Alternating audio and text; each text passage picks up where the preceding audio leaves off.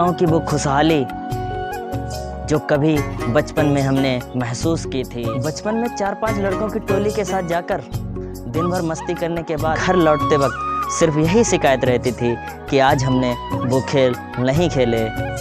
किसी ने सच ही कहा है कि भरी दोपहरी में नहा पाते थे पूरा मोहल्ला, जब से डिगरियां समझ आईं पाँव जलने लगे। बचपन की वो कहानी मुझे आज भी याद है, जब 4-5 लड़कों को ले जाकर रामू काका के सारे आम तोड़ लाए थे। गिल्ली डंडा खेलते वक्त रोहन का हाथ मरोड़ आए थे और घर आने के बाद सिर्फ इतना कहा कि शुरुआत इसी ने की थी। बचपन कितना हसीन था, उससे भी हसीन था अपना गांव। चारों तरफ बस खुशहाली ही खुशहाली। 8 ईंटों के स्टंप और पन्नी की गेंद से पूरा दिन खेलना जुनून था हमारा। पहले खेलने के लिए अपने बल्ले का हक दिखाना गुरूर था हमारा। उस समय के ज़माने की पहले पारी का फैसला करने के लिए आधी ईंट को उछालना भी एक मजबूरी थी हमारी। पर आज स्टंप्स हैं तो उत्साह नहीं, लेदर की गेंद है तो गेंदबाज नहीं, उछालने के लिए सिक्का है तो कोई खेलने को तैयार नहीं। पर वो सब अब कहाँ। हंसते हंसते लड़ना और लड़ते लड़ते हंसा देना हमारी फितरत से साहब। बचपन बहुत खूबसूरत था, जिसमें कभी किसी से बुराई नहीं मनाई। लड़ाई भी हो जाती थी तो घर आते वक्त इसलिए समझौता कर देते थे कि घर पर पता चला तो बहुत मार होगी। बचपन के दिनों का गांव मुझे आज भी याद है साहब, जब मोहल्ले के लोगों को इकट्ठा करने के लिए पड़ोस के चाचा अलाव जला दिया करते थे। हंसी मजाक करते करते रूठे हुए को भी मना लिया करते थे। पर वो सब आज कहाँ। आज आदमी इतना स्वार्थी हो गया है कि दूसरों को नुकसान करने के लिए भी खुद की माचिस का प्रयोग करना नहीं चाहता। शायद प्रकृति भी अब हमसे नाराज हो गई है, जिसने अपनी सुंदरता को हमारे गांव से मिटा दिया है।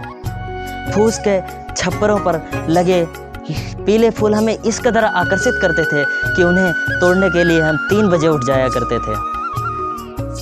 पीली कनेर ने मानो अपना स्वभाव ही बदल दिया हो।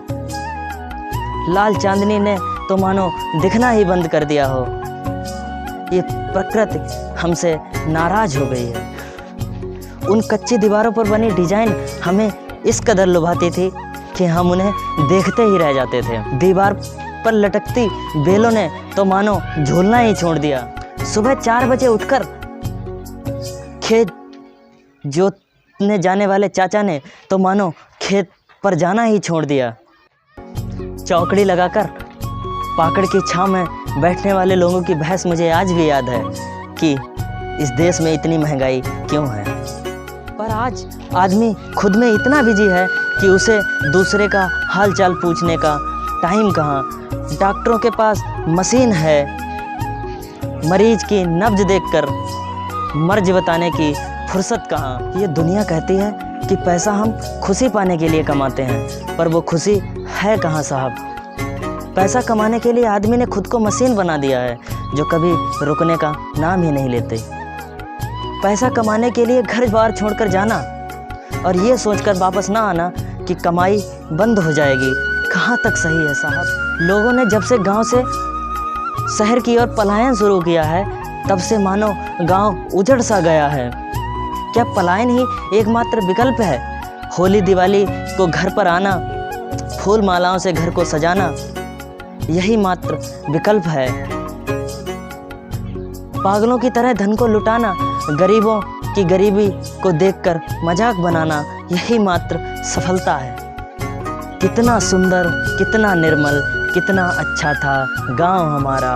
कोयल जहाँ चहकती थी, बंदर ने भी डेरा डाला। कितना प्यारा था गांव हमारा। मेरी ये वीडियो गांव और बचपन की यादों को ताज़ा करने की एक छोटी सी कोशिश है, ना कि आज के मॉडर्न ज़माने की बुराई करने की कोई सामग्री।